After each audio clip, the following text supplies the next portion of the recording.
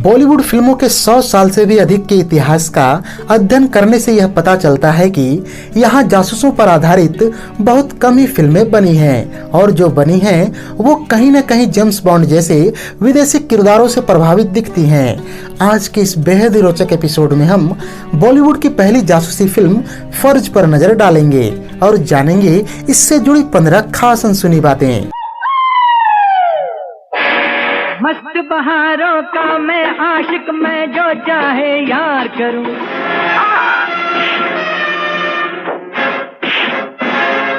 तुमसे ओ हसीना कभी मोहब्बत न मैंने करनी थी, मगर मेरे दिल ने मुझे धोखा दे दिया।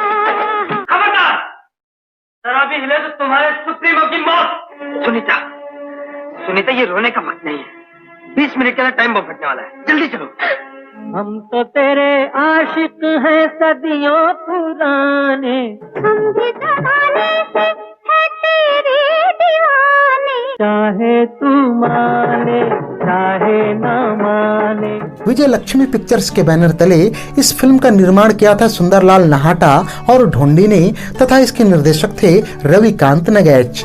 फिल्म की कहानी और पटकथा लिखी थी आरुद्र ने तथा इसके संवाद लिखे थे विश्वामित्र आदिल ने। तकरीबन 2 घंटे 55 मिनट की लंबाई वाली इस फिल्म को रिलीज किया गया था 6 अक्टूबर 1967 को तथा इसके प्रमुख और सहायक भूमिकाओं में नजर आए थे जितेंद्र, बबीता, डेविड अब्राहम, सज्जन, आगा, मोहन चोट्टी, मुकरी, अरुणा ईरानी, नागेश आदि। संगीतकार जोड़ी लक्ष्मीकांत प्यारेलाल और गीतकार आनंद बख्शी के साझे मेहनत से तैयार किए गए कुल 6 गाने फिल्म में रखे गए थे, जिनके बोल थे आजा आजा मेरे पास, देखो देखो जी सोचो जी, बार बार दिन ये आए, हम तो तेरे आशिक हैं, मस्त बहारों का मैं आशिक और तुमसे ओ हसीना। तुमसे ओ दीवाने कभी मोहब्बत न मैंने करनी थी, मगर मेरे दिल ने मुझे धोखा दे दिया। फिल्म के इन गीतों में अपनी सुरीली आवाज दी थी लता मंगेशकर, मोहम्मद रफी, मुकेश, आशा भोसले और सुमन कल्याणपुर ने। चलिए अब जान लेते हैं इस फिल्म से जुड़ी 15 खास अनसुनी बातें। फैक्ट नंबर 1, फिल्म फर्ज साल 1967 में सर्वाधिक कमाई करने वाली फिल्मों के तीसरे स्थान पर रही थी। इस फिल्म का वास्तविक निर्माण खर्च था 8 लाख रुपए, लेकिन इसके अतिरिक्त प्रिंट्स को बनाने में यह खर्च 20 लाख रुपए तक पहुंच गया था। फिल्म ने बॉक्स ऑफिस पर 2.5 करोड़ रुपए कमाए थे, इस लिहाज से इसे सुपरहिट घोषित किया गया। इस साल कमाई के मामले में पहले स्थान पर रही फिल्म उपकार, जिसने 3.5 करोड़ रुपए कमाए और यह ब्लॉकबस्टर कहलाई, तथा दूसरे स्थान पर रही फिल्म राम और श्याम, जिसने 3.25 करोड़ रुपए कमाए और यह सुपरहिट कहलाई। फैक्ट नंबर 2, फिल्म फर्ज साल 1966 में आई तेलुगु फिल्म गूढ़ाचारी 116 की आधिकारिक रीमेक थी। वास्तव में फिल्म गूढ़ाचारी 116 मशहूर जासूसी किरदार जेम्स बॉन्ड से प्रेरित होकर बनाई गई थी, जिस पर पहले से ही 4 हॉलीवुड फिल्में बन चुकी थीं। खैर, यहाँ आपको यह भी बताते चलें कि फिल्म गूढ़ाचारी 116 के शीर्ष भूमिकाओं में कृष्णा और जयललिता नजर आए थे। कृष्णा आजकल के मशहूर तेलुगु अभिनेता महेश बाबू के पिता हैं तथा जयललिता को आप तमिलनाडु के पूर्व मुख्यमंत्री के रूप में जानते होंगे। फैक्ट नंबर 3, रविकांत नगैच ने न केवल इस फिल्म का निर्देशन किया बल्कि इसके सिनेमेटोग्राफी की जिम्मेवारी भी उन्हीं के ही कंधों पर थी। जब फिल्म फर्ज का मुख्य नायक गोपाल कृष्ण पांडे लोगों के बीच खूब लोकप्रिय हो गया तो रविकांत नगैच ने इसे साल 1973 में फिर से पेश किया। फिल्म का नाम था कीमत और इस बार गोपाल की भूमिका में नजर आए थे ही मैन धर्मेंद्र।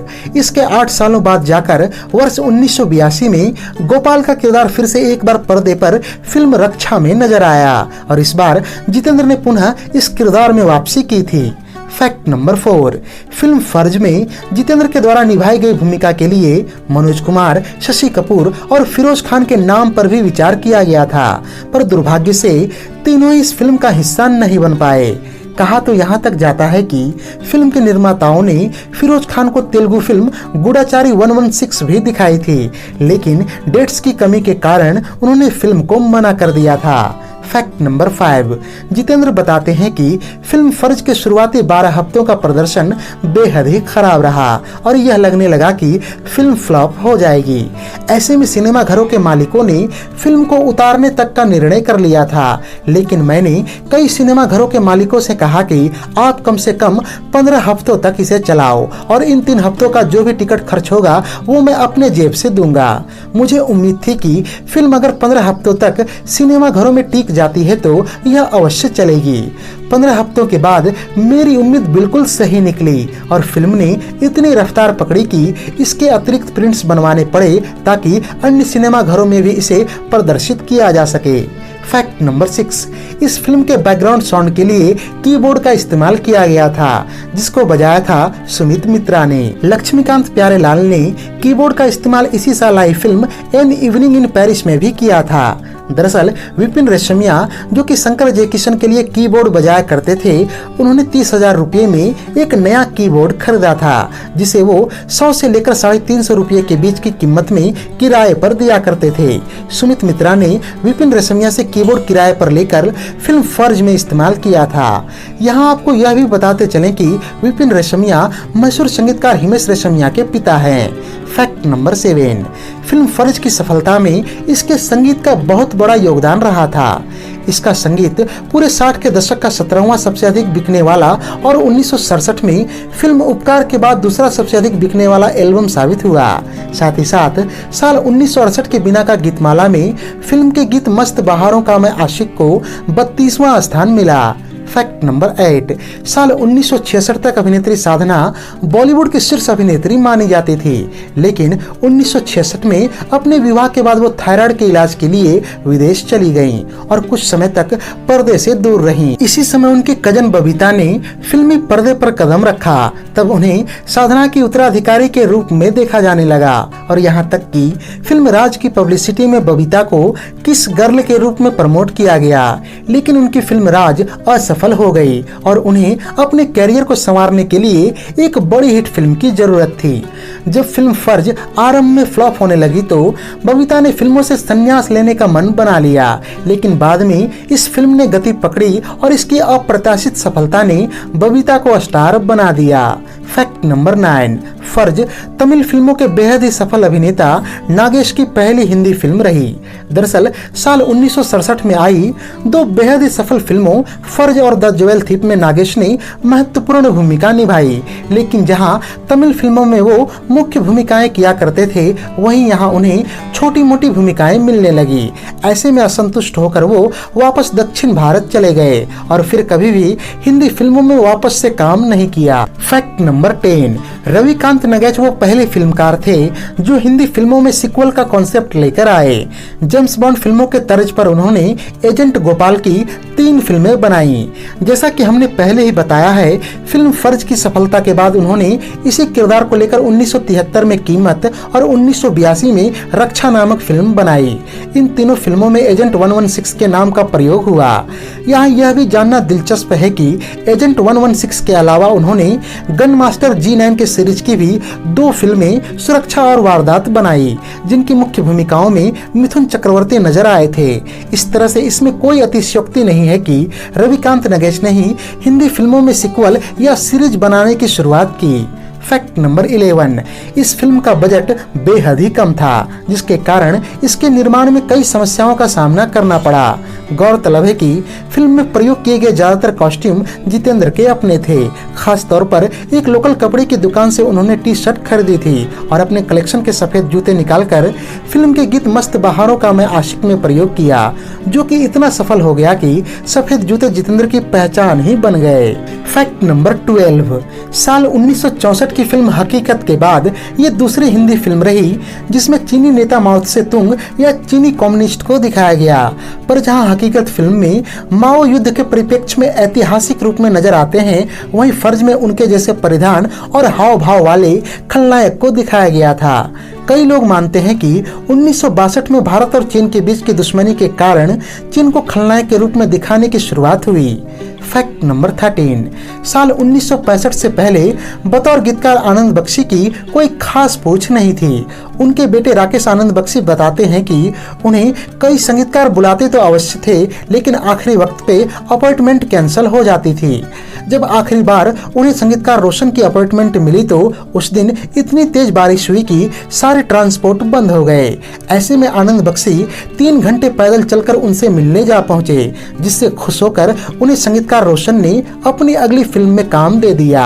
इसके बाद आनंद बख्शी को छोटी मोटी अन्य फिल्मों में भी काम मिलने लगा, जिनकी सफलता की कोई खास गुंजाइश नजर नहीं आती थी, लेकिन यही फिल्में बड़ी हिट साबित हुई। इन्हीं फिल्मों में शामिल रही फिल्म जब जब फूल खिले और फर्ज, जिन्हें आज भी हम म्यूजिकल हिट्स के तौर पर याद करते हैं। फैक्ट नंबर 14, साल 1967 को संगीत के लिहाज से लक्ष्मीकांत प्यारेलाल का साल माना जाता है। इस साल उन्होंने आधा दर्जन से भी ज्यादा सफल एल्बम्स दिए, जिनमें शामिल रही फिल्म शागिर्द, फर्ज, मिलन, एन इवनिंग इन पेरिस आदि।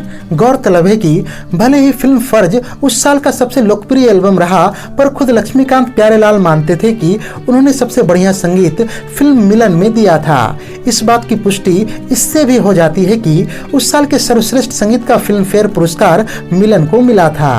फैक्ट नंबर 15, अरुणा ईरानी ने अपने कैरियर की शुरुआत बतौर बाल कलाकार की थी और फिल्म फर्ज बड़े होने के बाद उनकी शुरुआती फिल्मों में से एक रही। अरुणा ईरानी बताती हैं कि जिस समय उन्होंने फिल्मों में कदम रखा, उस समय ना उन्हें बहुत अच्छा अभिनय आता था, ना ही बहुत अच्छा नृत्य। मेरी दुविधा यहाँ भी थी कि फिल्म फर्ज में मुझे जितेंद्र के साथ मस्त बहारों का मैं आशिक में नाचना था। उन दिनों जितेंद्र बहुत बढ़िया डांसर माने जाते थे और अपने डांस में काफी इम्प्रोवाइज भी करते थे, जिस कारण मुझे उनके साथ नृत्य करने में काफी परेशानी हुई थी। वहीं जितेंद्र बताते हैं कि मेरे नृत्य में भाव भंगिमाओं की कमी है। मेरा नृत्य तभी निकलता है जब मुझे स्टेप सिखाए जाते हैं। ऐसे में नई अभिनेत्रियों के साथ नाचने में मुझे काफी परेशानी होती थी, क्योंकि मैं उनकी तरह अपनी शरीर में लचक पैदा नहीं कर पाता था। खैर, इन सब के बावजूद मस्त बहारों का मैं आशिक गीत काफी लोकप्रिय हुआ और यहीं से जितेंद्र को जंपिंग जैक की उपाधि भी मिलनी शुरू हुई। तो ये थी साल 1967 की बेहद ही लोकप्रिय फिल्म फर्ज पर हमारी एक विशेष प्रस्तुति। उम्मीद है कि यह वीडियो आपको बेहद ही पसंद आई होगी। अगर वीडियो पसंद आई हो तो इसे लाइक और शेयर भी कर दें तथा ऐसे ही दिलचस्प वीडियोज की नोटिफिकेशन पाने के लिए चैनल को सब्सक्राइब करके बेल आइकॉन में ऑल का बटन दबा दें। धन्यवाद।